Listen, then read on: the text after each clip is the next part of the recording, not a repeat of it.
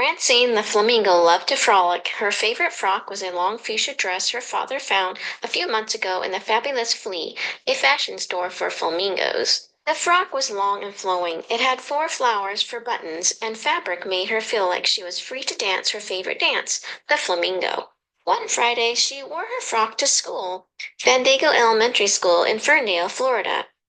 Her friend Frida Fox asked her why she was wearing her frock that day. Francine said it made her feel like a fancy princess.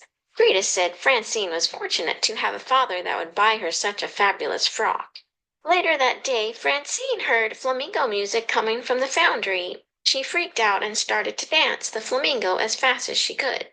Her long legs went back and forth, but the foundry was fiery hot, and Francine found herself feeling faint from all of her fancy dancing. Her teacher, Miss Falcon, saw Francine dancing and flew over to stop her.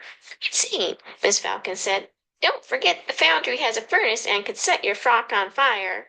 Francine finally realized how close the foundry she was and fled the scene. It was too late, though. The flowers on her frock were falling off. Francine was forlorn. "How will I tell my father my frock is falling apart?" she asked Mrs. Falcon.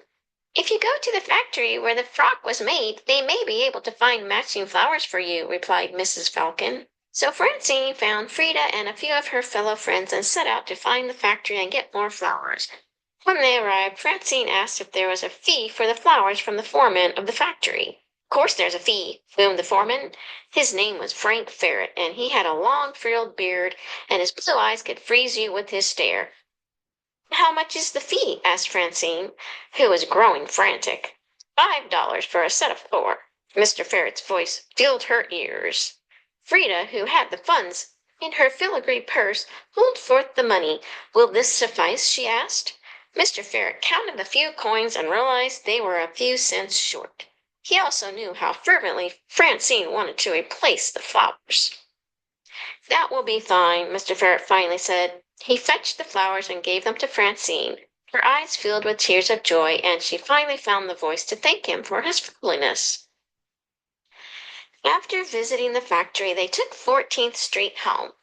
On one side was a huge fortress of a church led by Friar Finch. Friar Finch was a fine man with a fierce look and a funny laugh.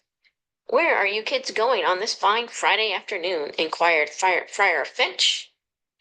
"We just came back from the frock factory with some flowers for Francine's fancy flamingo frock," said Frida.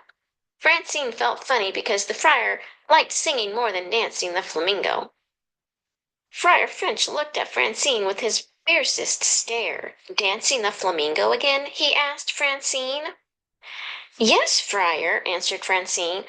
For one fleeting moment, Francine wished she could flee and fly away, but she felt that would be foul form. "Maybe," said Friar, "you'd like to perform on the 5th at the Ferndale Retirement Home for the elderly flamingos and their friends. I'm sure they would find your flamingo fulfilling." Francine felt a wave of relief fall over her. She agreed faster than she felt possible and went home as fast as her fine legs could carry her. She marked the date on her calendar so she wouldn't forget. On the 5th, Francine and her friends all danced the flamingo for Ferndale retirees. Some of them even found themselves joining in. Even Phineas Frog in his fine suit and fedora found himself enjoying the flamingo. When Francine and her friends finished, the retirees gave her a bouquet of her favorite flowers, forget-me-nots.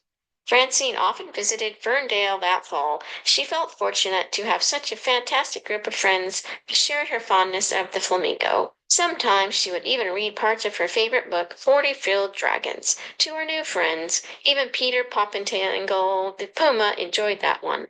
But alas, my fine friends, that is another story.